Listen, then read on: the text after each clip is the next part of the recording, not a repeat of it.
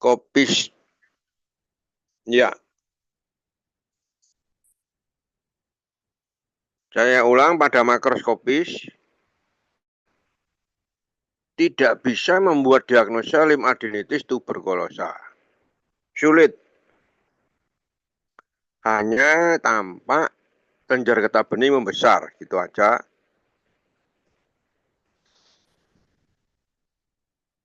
Kemudian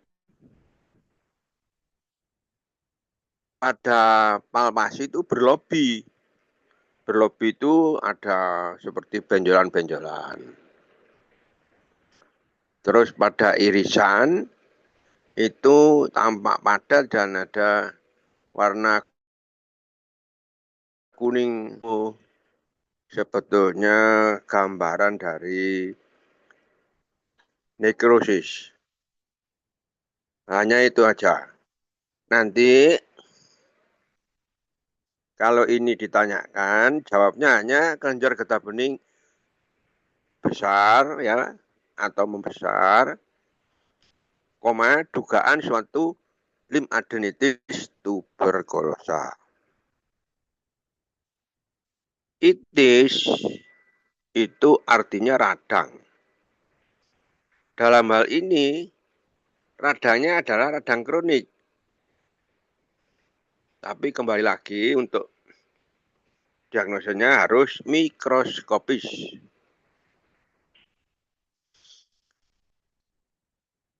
Simptom itu gejala klinik, itu pasiennya suhunya meningkat tetapi tidak tinggi ya, hanya subfebris istilahnya.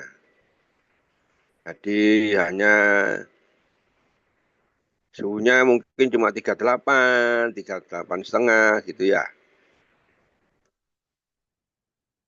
Ada batuk, itu kalau memang di paru ada ya. Sebab TBC itu tidak hanya menyerang paru, tapi bisa di organ lain. Memang urutan ekstra pulmoner yang paling banyak adalah di lymph node atau kelenjar getah bening.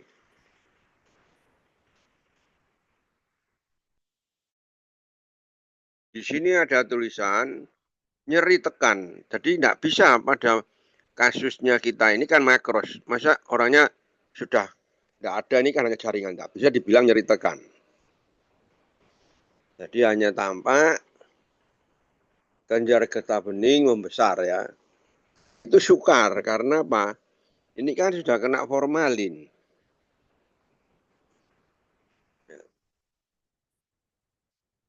Kemudian ini pada irisan berwarna kekuningan. Ini bisa kita amati. Tetapi sekali lagi tidak bisa diagnosa ini secara makroskopik. Jadi kalau ini ditanyakan hanya curiga, the suspected limfadenitis tuberkulosa. Sebetulnya namanya kurang. Ya, limfadenitis kronik tuberkulosa.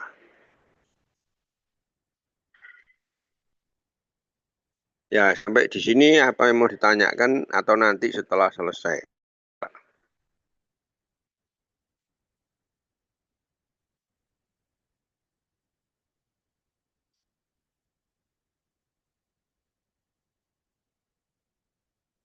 Ya, kalau sudah silakan yang mikroskopik.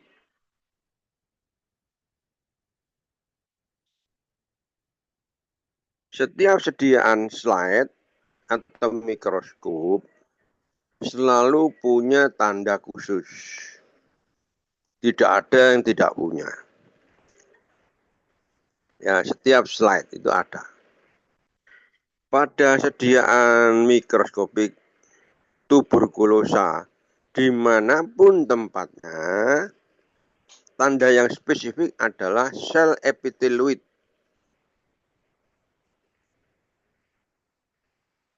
Bukan sel Datia Langhans. Karena Sel Datilangan bisa terjadi pada semua radang granulomatik.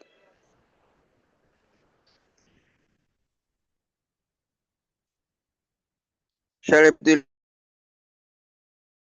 itu akan membentuk suatu tuberkel. Tuberkel itu bentuknya seperti bola. Kalau semua sel epiteloid itu masih utuh, bisa kita diamati, namanya hard tuberkel. Jadi bukan granuloma ya, bukan. Jadi granuloma itu adalah, jadi semua diawali dengan definisi, kumpulan dari sel-sel makrofag, itu granuloma.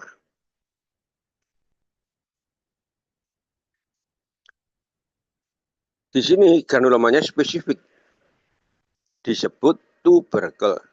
Jadi spesifik granuloma itu bermacam, pada TBC disebut tuberkel.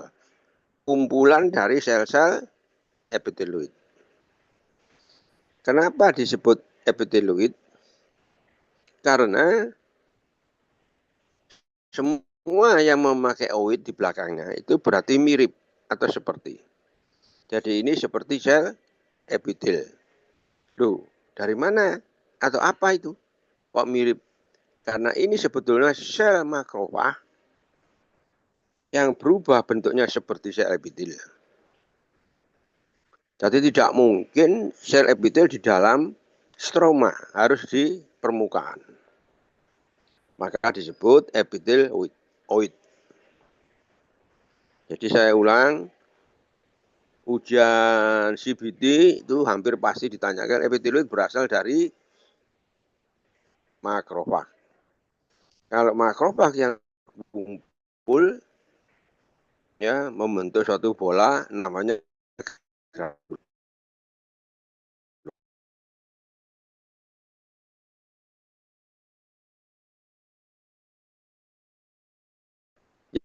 Yang membentuk suatu bola namanya tuberkel. Kalau tuberkel ini utuh semua masih disebut hard tuberkel.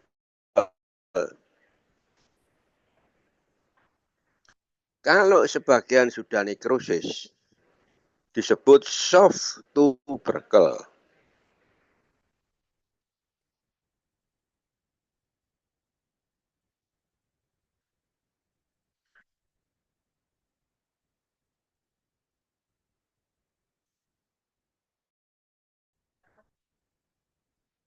Tapi harus ada sel-sel radang kronik, yaitu sel-sel mononuklear. Karena ini limfadenitis. Ya. Jadi radang menunjukkan pertahanannya masih baik. Jadi jangan lupa selalu diawali menulis dan bawahnya tampak, bawahnya lagi epiteloid membentuk suatu tuberkel. Bisa ditambahkan lagi nanti kalau ujian tidak tampak sel ganas.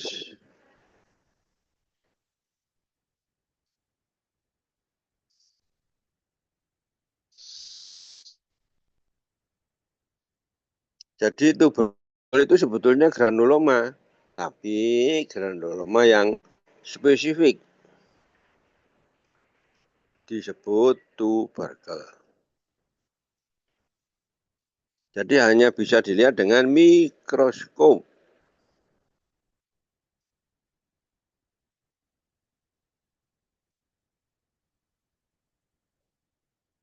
Ya, nantinya terakhir atau sekarang boleh barangkali masih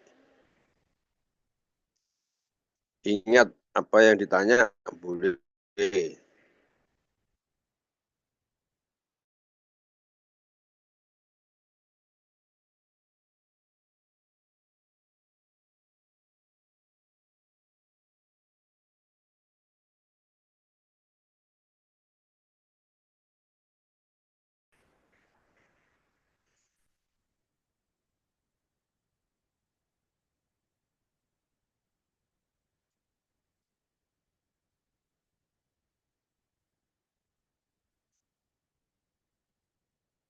Ya, coba gambarnya yang mikros ditampilkan.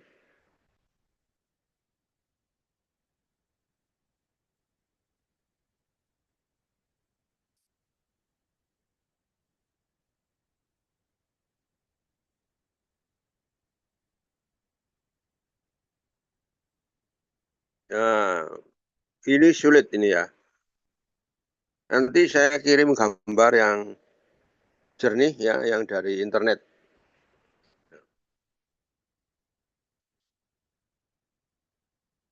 Itu yang atas saya sudah tilangan, tapi saya ulang, tidak spesifik untuk DBC. Yang spesifik adalah sel epiteloid. Ya. Yang di tengah itu, nanti saya kasih gambar.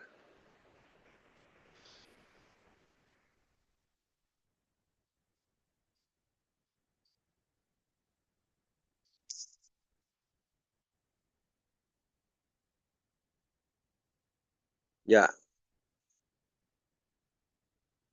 jadi jangan lupa menulis nanti sel radang mononuklear ya, karena ini limfadenitis. Jadi tampak jaringan kelenjar getah bening, sel-sel radang mononuklear, sel-sel epiteloid membentuk tuberkel, gitu nanti ya. Dada tilangan boleh. Nanti yang terakhir saya ulang, tidak tampak sel ganas. Ya, semua jangan disingkat ya nanti. Kalau disingkat ini kan koreksinya yang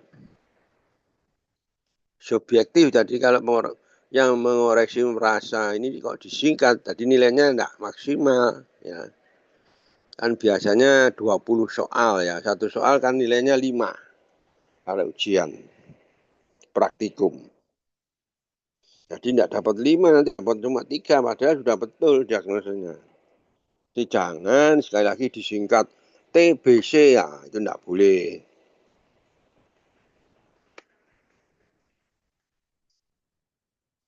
Ya banyak yang disingkat itu nilainya tidak 5, mungkin 4, mungkin 3, padahal sudah betul itu.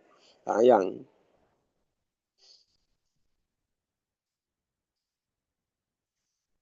Ya, ya silakan kalau tidak tanya apa nanti lanjut.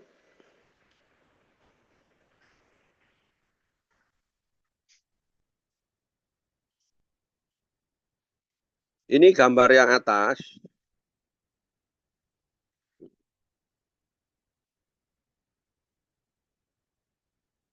Nah ini menunjukkan suatu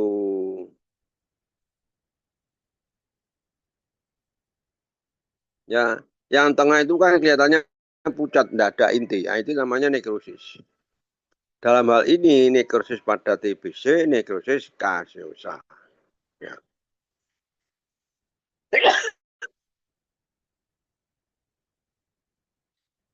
Jadi di sini tuberkelnya tuberkel yang soft tuberkel karena sudah ada nekrosis. Kalau semua sel epiteloid namanya hard tuberkel. Ya, sebetulnya ini tanda spesifik karena epiteloidnya ada di tepi itu semua.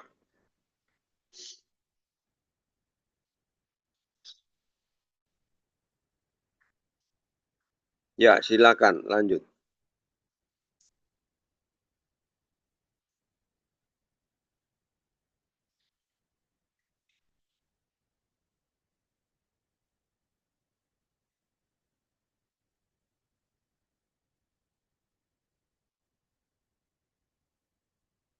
Ini gambar makros ya. Sulit dari gambar makros ini.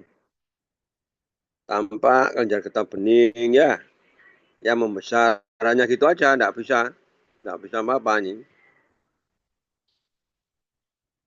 Kecuali diberi soal orangnya kurus, makin lama makin berkurang berat badannya. Itu adalah salah satu simptom dari keganasan. Ya, orangnya akan kurus gitu ya. Jadi sulit di sini untuk menentukan diagnosa. Makroskopi sulit untuk menentukan diagnosa keganasan. Ya,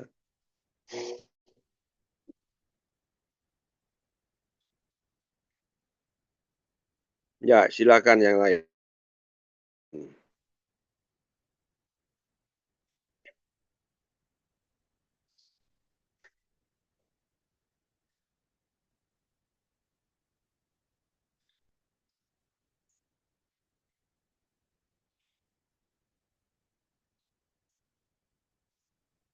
Sekarang kita diagnosanya limfoma maligna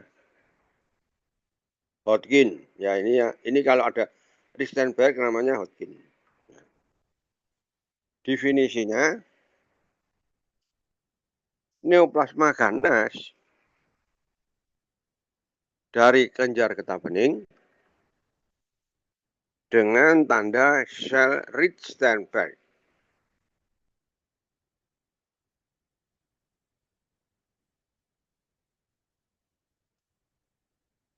Limfoma maligna itu adalah primer keganasan pada kelenjar getah bening.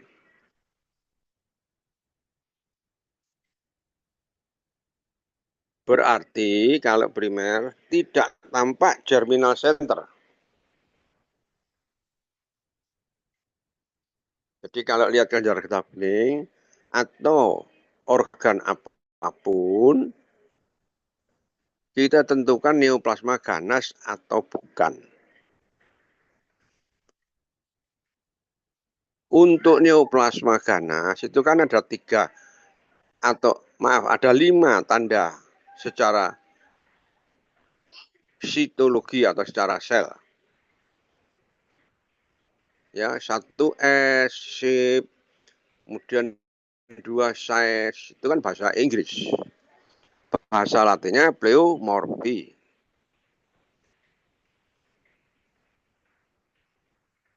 Yang ketiga adalah staining. Staining bahasa latinnya hiperkromasi. Yang keempat mitosis patologis.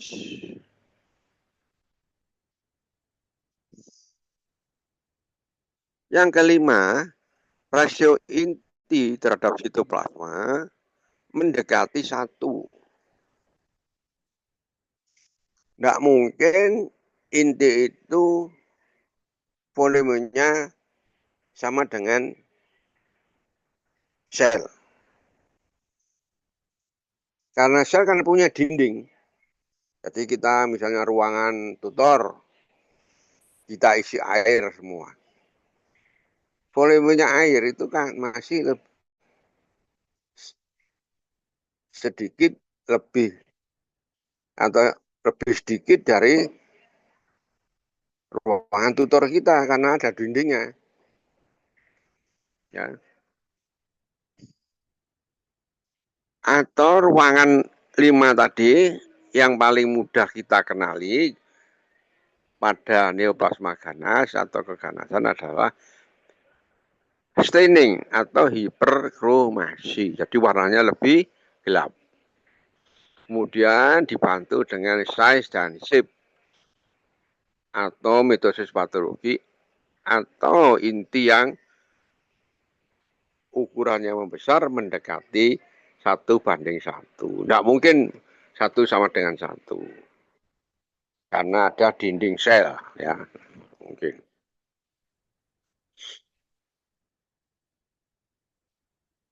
Tadi saya beritahu untuk kelenjar getah bening atau organ apapun kita tentukan neoplasma ganas atau bukan. Kalau sudah neoplasma ganas, kita tidak usah memikirkan yang bukan neoplasma ganas. Tadi tandanya yang paling mudah hiperkromasi. Kalau sudah ganas pada kelenjar getah bening, kita tentukan lagi adakah germinal center atau tidak.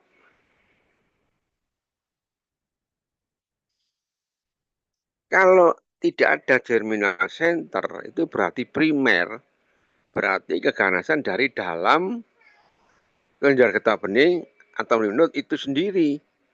Namanya limfoma maligna. Atau bahasa Inggrisnya malignant limfoma. Kalau malignant limfoma dibagi dua, malignant limfoma non-Hodgkin atau malignant limfoma Hodgkin. Malignant limfoma Hodgkin disebut juga Hodgkin disease.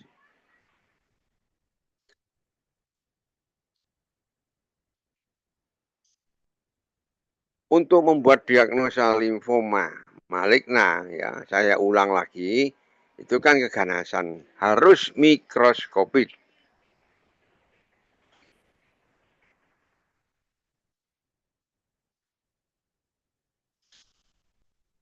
Untuk membedakan limfoma Hodgkin dan non-Hodgkin,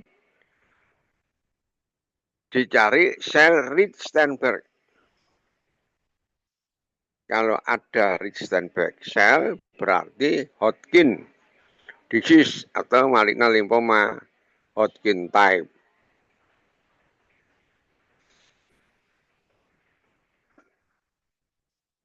Bentuknya Rich-Steinberg itu kalau dapat yang bagus, itu seperti mata burung hantu. Karena dua inti yang berdekatan. Tetapi kalau tidak dapat, ada bentuk sel yang potongannya tidak tampak dua inti seperti sel perahu atau navicular cell.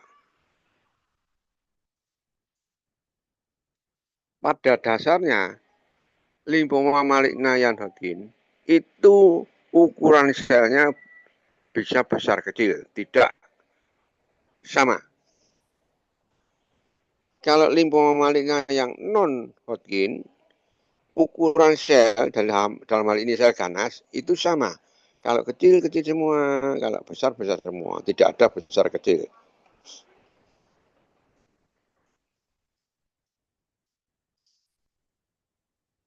Jadi size ya, bukan pleomorphi. Kalau pleomorphi itu size dan shape beda.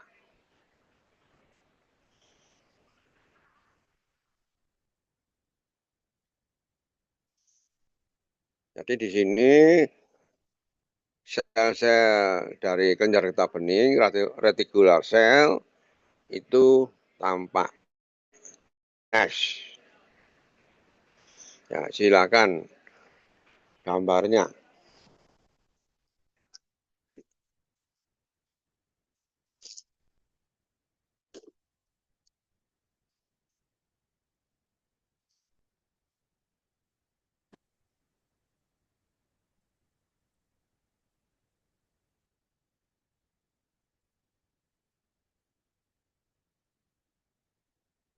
Kalau yang ini sel radang ini, ya.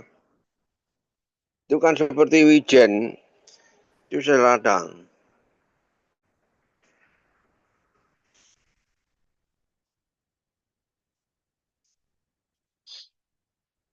Pak cari yang ada tadi, ada sel Ristenberg. Jadi saya lihat ada gambar kecil. Nah ini Ristenberg ini. Nah ini selnya besar-besar ya, yang hitam-hitam itu. Yang ungu, ini namanya hiperkromasi. Ya. Nah ini menunjukkan bahwa sel itu ganas. Dan intinya itu hampir atau semuanya memenuhi sitoplasma. Jadi rasio inti terhadap sitoplasma mendekati 1.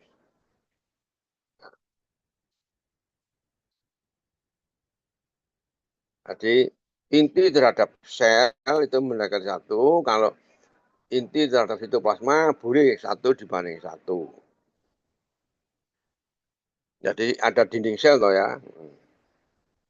Rasio inti terhadap sitoplasma itu rongganya 1:1. Kalau inti terhadap sel mendekati 1 karena ada dinding sel. Nah, ini yang di tengah ini sel ganas ini ya. Yang di atas itu ada 2 inti ya, seperti mata burung hantu ya. Itu.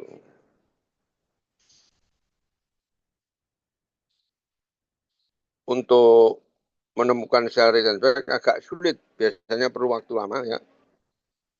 Kita lihat aja sel ganasnya ukurannya tidak sama. Nah, ini salah satu tanda dari limfoma maligna Hodgkin type atau Hodgkin disease. Karena dari Steinberg tadi yang potongannya mungkin tidak persis di tengah sehingga tampak 2 inti.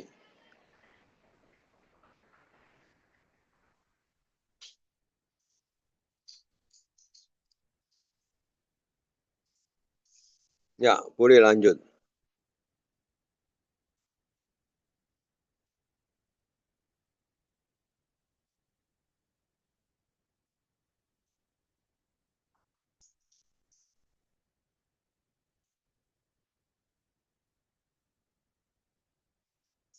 Nah, di limfoma maligna, saya ulang dibagi 2.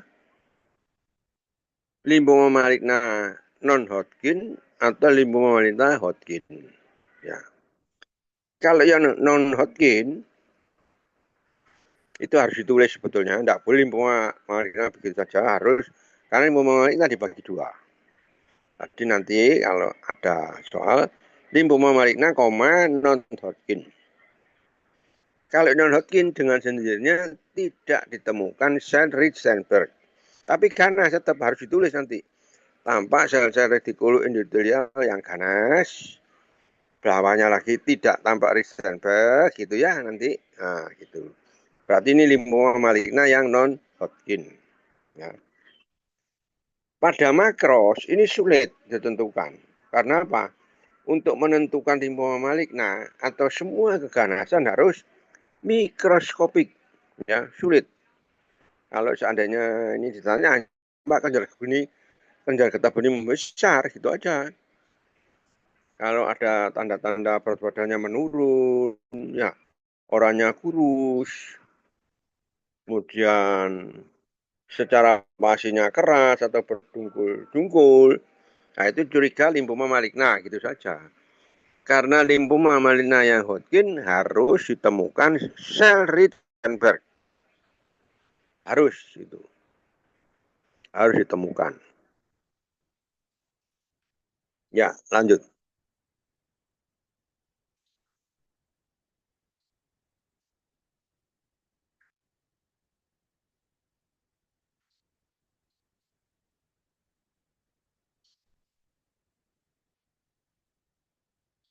Jadi kita tentukan kelenjar getah benih ini ganas, neoplasma ganas atau bukan neoplasma ganas. Ya. Kalau neoplasma ganas dibagi 2 lagi. Apakah germinal centernya ada atau tidak ada? Kalau tidak tampak germinal center berarti primer, berarti limfoma maligna. Limfoma maligna dibagi 2.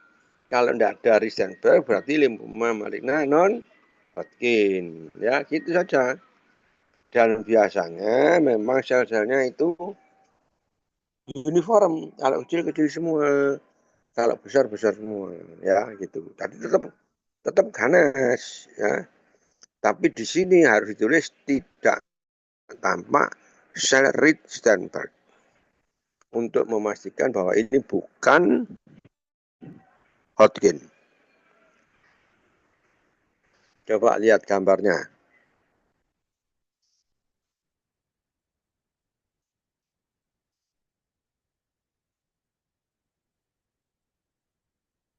Nah, ini yang merah-merah ini yang gambar 15.10 ini sulit ini warnanya ya, sulit. Nah, ini merah saja sulit. Harus ada ungu. Ya, ini di sampingnya ini ya. Nah, ini selnya besar-besar ini ya, lihat ini. Ini hanya sel ganas itu saja ini.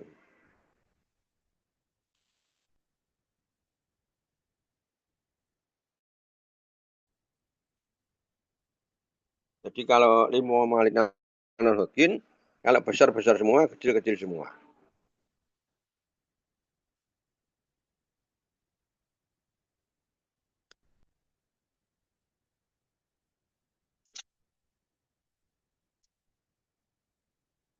Ya, ini dari Ackerman Surgical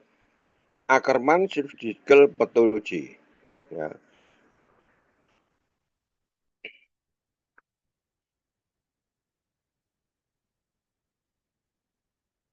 Jadi kita harus menentukan setiap slide kita harus menentukan mikroskop ganas apa tidak ganas. Nah, kalau itu sudah ganas, sudah kita tidak usah memikirkan yang tidak ganas.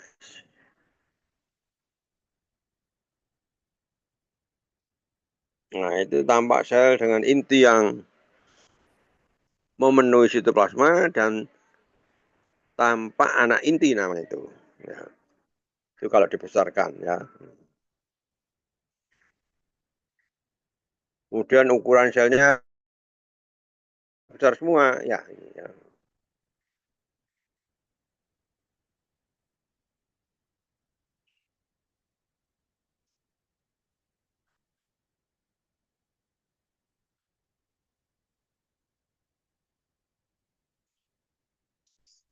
ya nanti boleh tanya atau sekarang tanya boleh.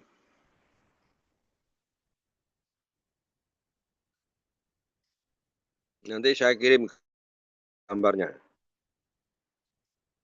dari internet.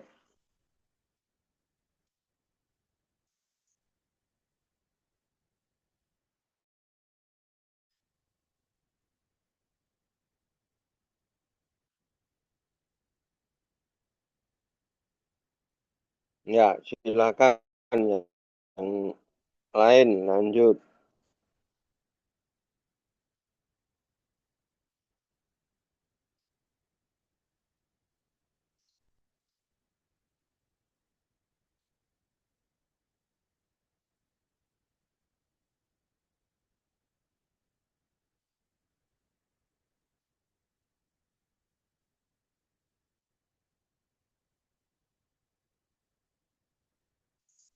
Secara makros sulit untuk membuat diagnosa keganasan ya. Hanya tampak kelenjar getah bening membesar gitu aja.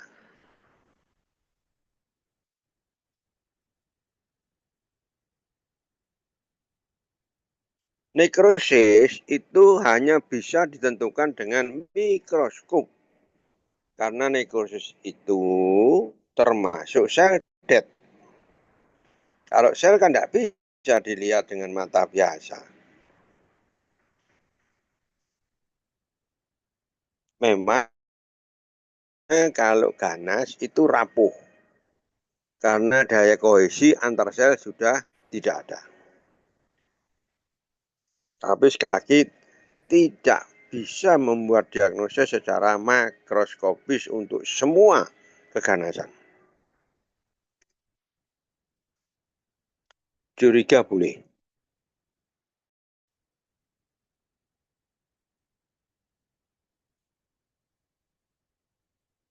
Ya, hanya membesar gitu aja. Ya.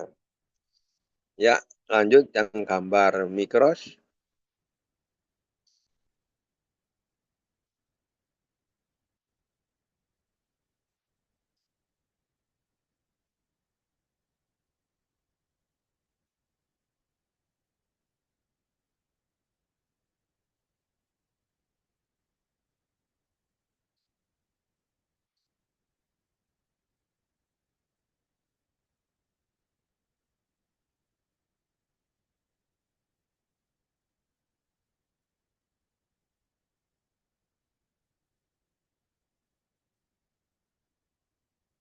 Kalau ada sel ganas pada kelenjar getah bening, ya saya ulang lagi, tentukan, sudah ganas ya ini ya, apakah ada germinal center apa tidak. Kalau ada germinal center, berarti bukan primer, artinya sekunder. Kalau sekunder pada kelenjar getah bening namanya metastasis. Ya. Jadi kalau ada center, itu jawabannya metastasis. Nah ini coba, ini ada germinal centernya ya. Kemudian ganasnya itu tergantung. Bisa squamous cell karsinoma, bisa adenokarsinoma ya. Ini ada gambaran germinal center ya, lihat ini. Nah, ini germinal center. Berarti ini metastasis adenokarsinoma di kelenjar getah bening. Itu jawabnya. Ini kan ada germinal center itu, yang ungu-ungu tadi ya. Kumpulan dari sel-sel RES namanya. Nah, ini ditulis sel limfoid normal. Sebetulnya reticuloendothelial system. Oh, itu berarti mirip RES ini.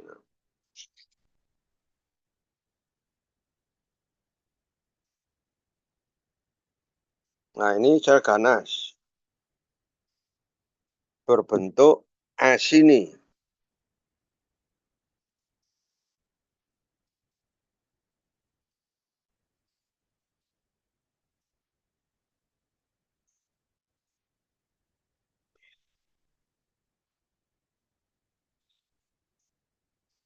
Jadi ini jalannya metastasis adenokarsinoma di kelenjar getah bening.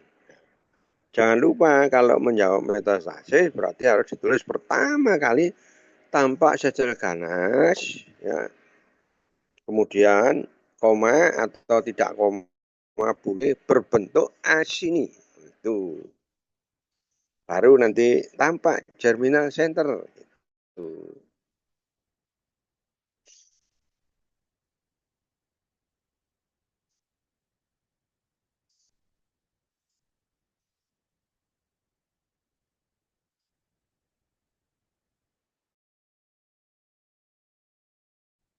Ya, apa yang mau ditanyakan?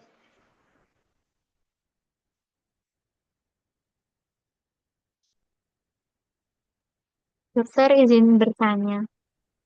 Ya, silakan. Berarti kalau untuk metastasis adenokarsinoma, berarti sel retikuloendotelial sistemnya itu masih normal ya, dokter?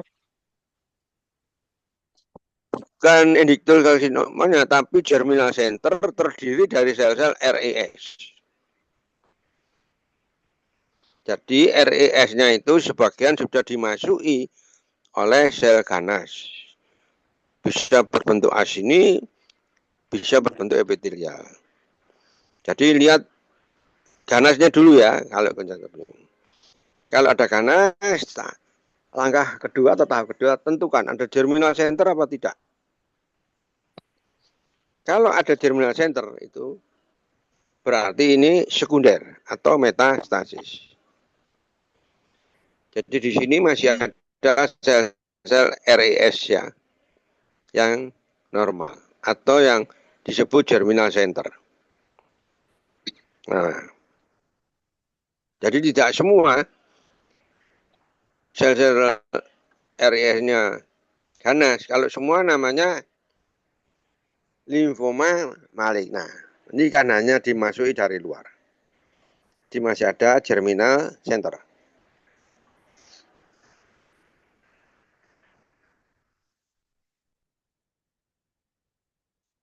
Jadi pegangnya ganas, tentukan germinal center. Kalau ada berarti ini sekunder atau disebut metastasis.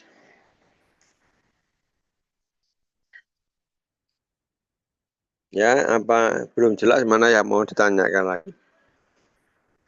Ampun, dokter. Terima kasih, dokter. Ya,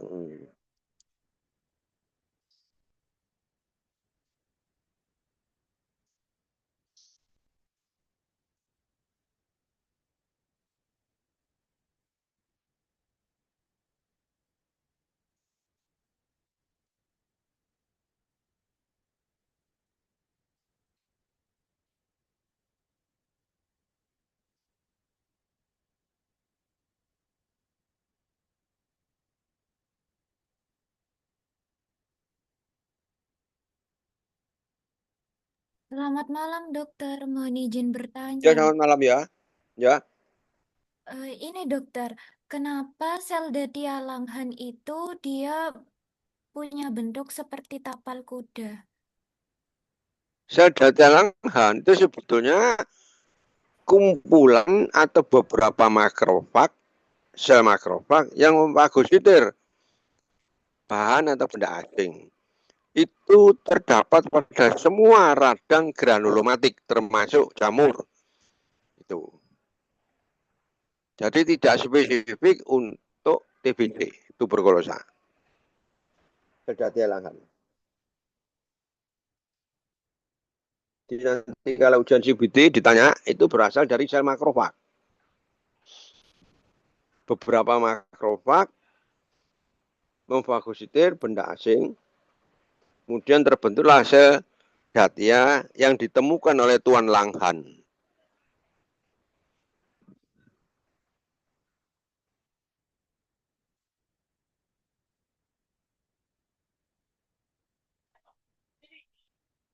Ada yang kurang jelas?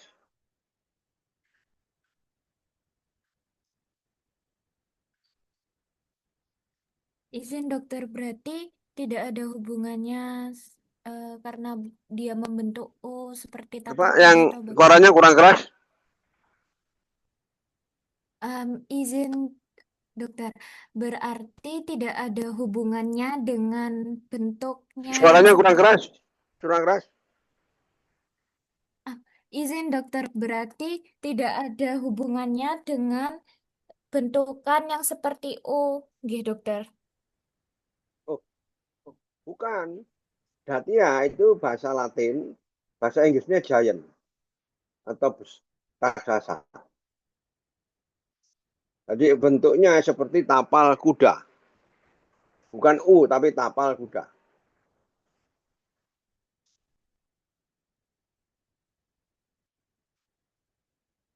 Sel Datia itu sampai sekarang ya ada beberapa. Kalau karena radang kronis itu sel Datia benda asing. Kalau TBC sel Datia Langhan atau semua radang granulomatik. Ya, saya ulang, sel Datia Langhan tidak spesifik untuk tuberkulosa. Yang spesifik adalah sel epiteloid yang juga berasal dari sel makrofag yang berubah bentuknya mirip sel epitel. Kalau sel epitel di dalam stroma kan tidak mungkin. Berarti itu sel epiteloid. Nah, gitu.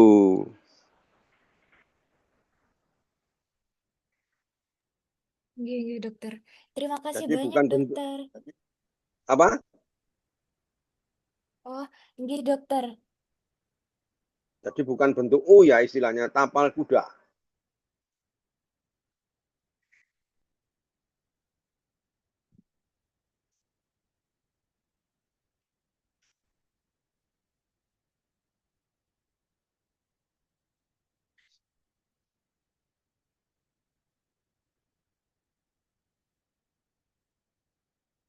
Ya, lanjut.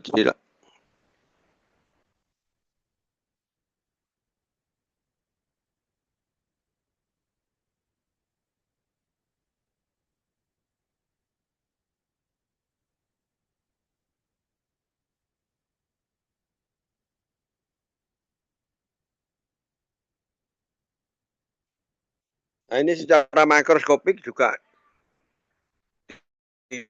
tidak bisa ya didiagnosa secara ganas ya, hanya kelenjar getah bening membesar ya, kemudian rapuh gitu aja, sulit.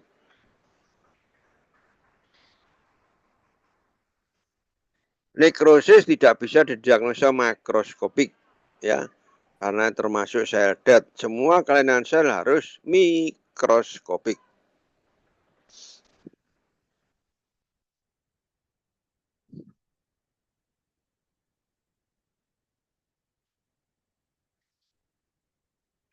Jadi sulit ya ini kalau makros ini ya.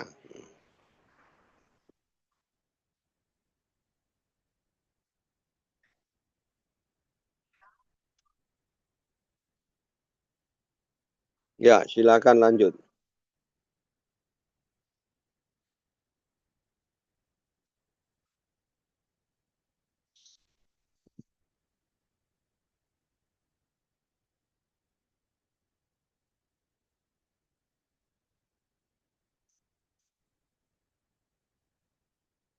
Di sini tampak sel ganas. Ya. Tetapi ada germinal center. Dan ini gambaran hornpel atau mutiara tanduk. Berarti ini adalah squamous cell carcinoma yang non keratinizing. Oh maaf, squamous cell carcinoma yang keratinizing atau diferensinya masih tinggi, well differentiated. Karena ada hornpel mutiara tanduk. Ini metastasis carcinoma di kelenjar getah bening. Apa itu? Ini masih ada germinal center. Dan tidak mungkin ada di dalam kelenjar getah bening.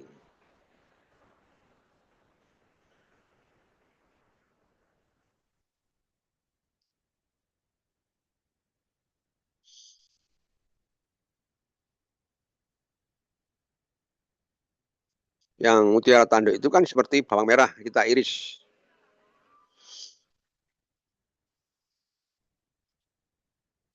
Kita potong bawang merah itu kan seperti hornpel atau mutiara tanduk. Itu menunjukkan squamous cell A yang well differentiated.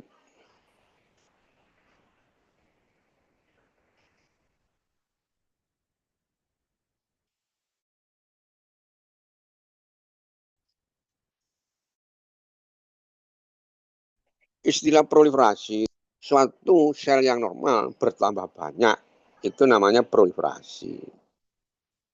Kalau adanya sel ganas itu bukan proliferasi, tapi pertumbuhan sel-sel ganas.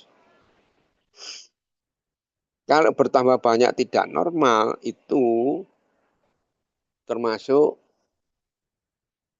adaptasi. Itu ada hiperplasi, hipertrofi, atrofi, dan metaplasi. Beda.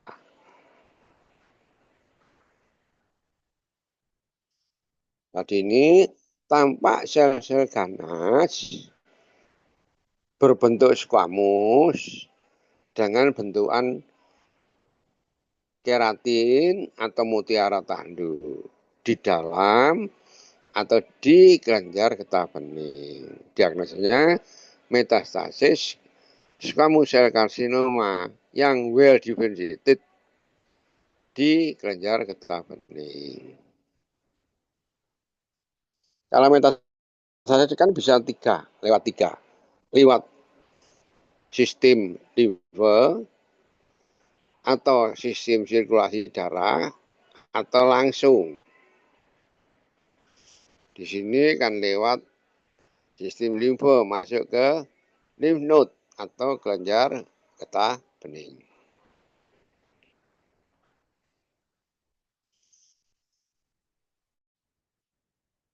Ini pada besar mungkin pembahasan kecil tampak germinal centernya.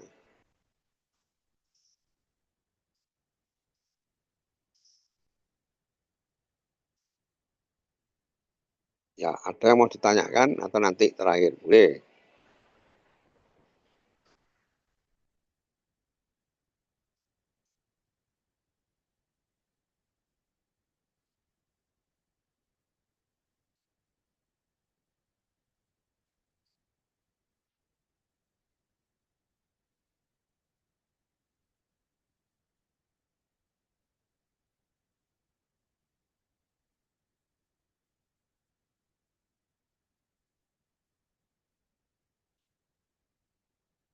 Kalau tidak ada, lanjut.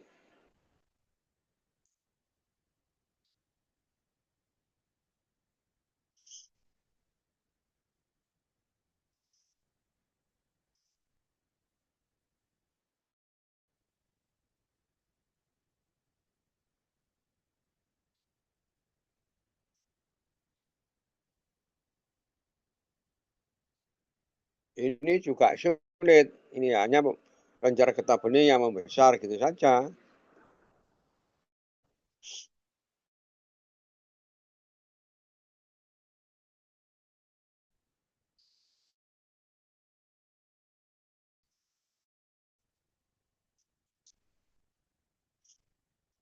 Tidak bisa di luar diagnosa, hanya sign saja, artinya tanda klinik. Ya,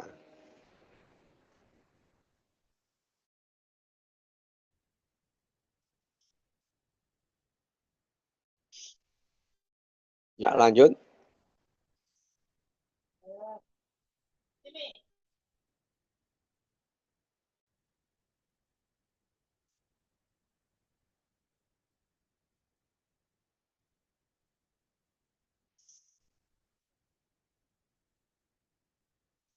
Ini ada germinal centernya banyak ya.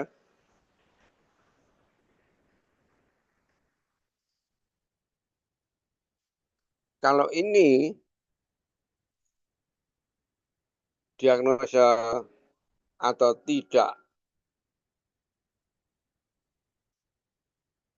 ditemukan seradang, ya, dibesarkan aja nanti ini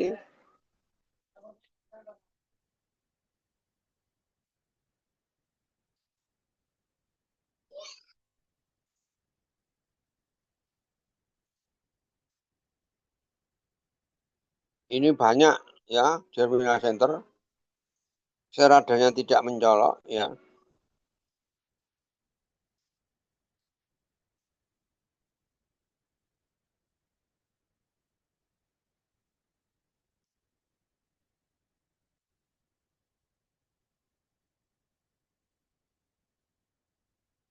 Nanti dilihat dibesarkan ya.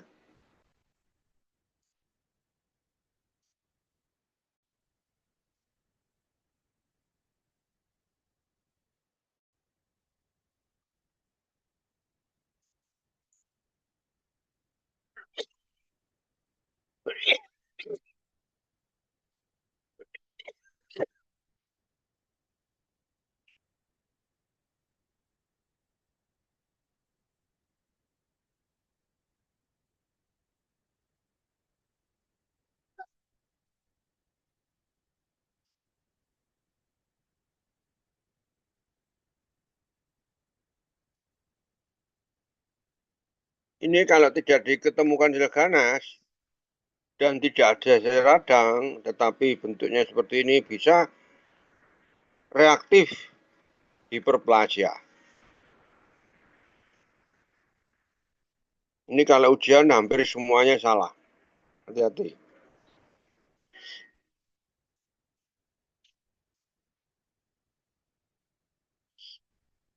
Nanti saya kasih gambar yang jelas. Atau reaktif limfoid hiperplasia.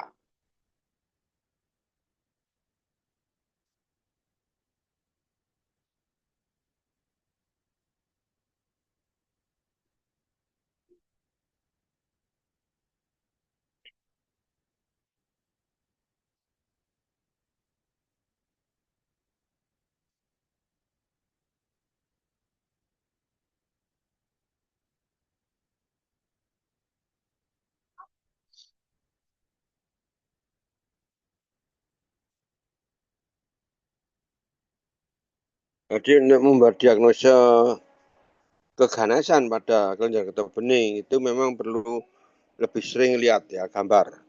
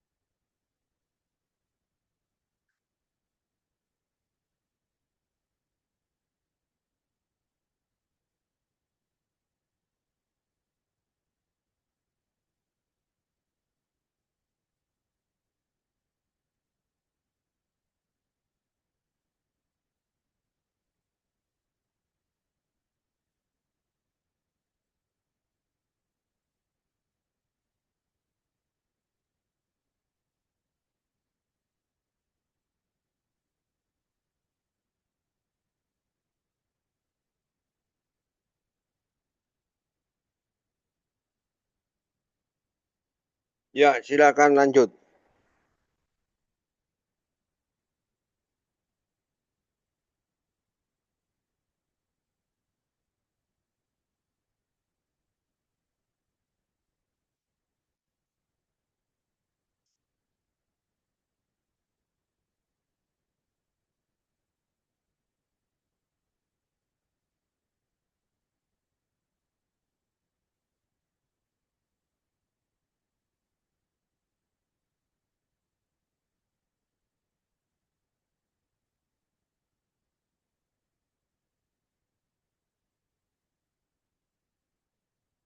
Ada yang mau tanya? Silakan.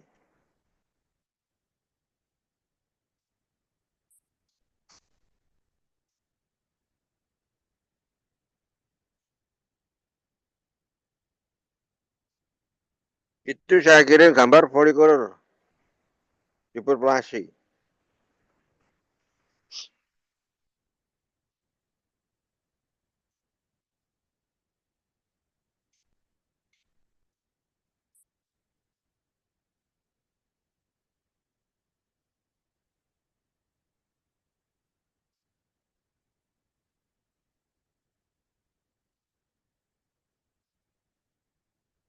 Nanti saya kirim lagi tentang Hodgkin.